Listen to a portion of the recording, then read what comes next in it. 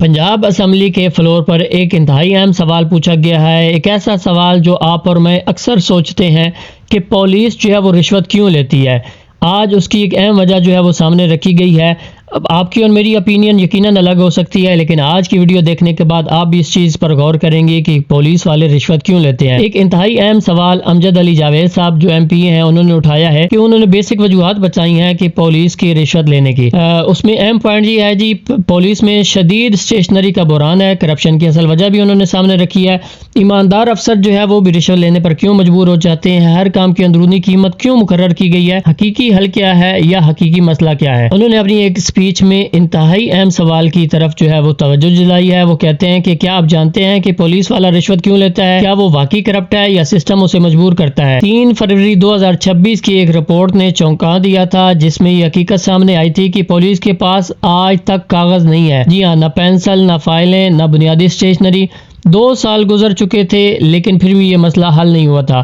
2 سال پہلے بھی اس پر آواز اٹھائی گئی تھی لیکن کاغذات جو ہے یہ اسٹیشنری ان کو نہیں ملی تھی۔ اب ذرا سوچیں کہ ایک پولیس اہلکار جس کی تنخواہ 40 سے 50 ہزار بیسک پہ ہے، اب وہ کیا کرے؟ اپنے بچوں کے لیے روٹی لے جائے، اپنے گھر کے اخراجات چلائے یا سرکاری اخراجات وہ خود اپنی جیب سے چلائے؟ ایک ویڈیو وائرل ہوئی تھی جی پچھلے دنوں جس میں ایک سب انسپیکٹر صاحب تھے، وہ بھی اس پر ٹوٹ پڑے تھے۔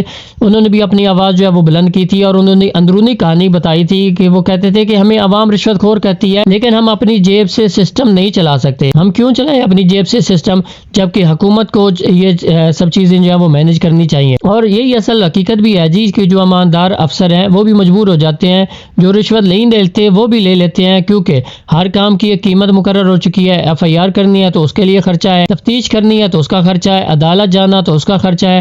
یہ سب چیزیں کہاں سے آئیں گی؟ یہ اخراجات کہاں سے پورے ہوں گے؟ سب سے حیران کن بات یہ ہے کہ یہ جو سسٹم چلا آ رہا ہے یہ تقریباً 100 سے 150 سال پرانا ہے۔ جہاں جو قیمتیں مقرر کی گئی تھی وہ وہی زمانے کی ہیں جہاں کچھ پیسوں میں ہر چیز مل جایا کرتی تھی، لیکن آج اخراجات بڑھ چکے ہیں لیکن فنڈ جو ہیں وہ آج بھی اسی حساب سے جاری ہو رہے ہیں۔ تو جی کہ انتہائی اہم سوال اٹھایا ہے امجد علی جاوید صاحب نے کہ اگر ہم واقعی کرپشن ختم کرنا چاہتے ہیں تو پہلے پولیس کو وسائل دیں، انہیں وہ سہولیات دیں جس سے وہ ایمانداری سے کام کر سکیں، پھر ہم سے پوچھیں، پھر ہم ان سے احتساب مانگیں، ورنہ یہ سسٹم جو ہے وہ خود کرپشن کی طرف چلا جائے گا۔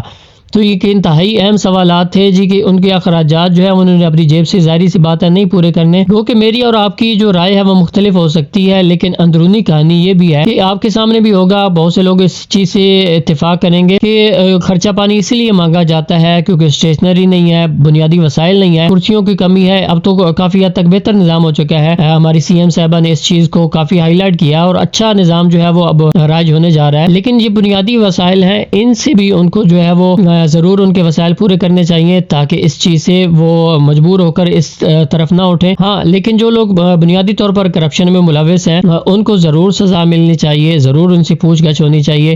آپ کی اس بارے میں کیا رائے ہے؟ آپ نے ضرور اپنی رائے سے آگاہ کرنا ہے۔ میک شور چینل کو لائک سبسکرائب آپ نے ضرور کر لینا ہے اور اس چیز کو آگے شیئر کرنا ہے تاکہ اصل وجوہات جو ہیں وہ سامنے آ سکیں۔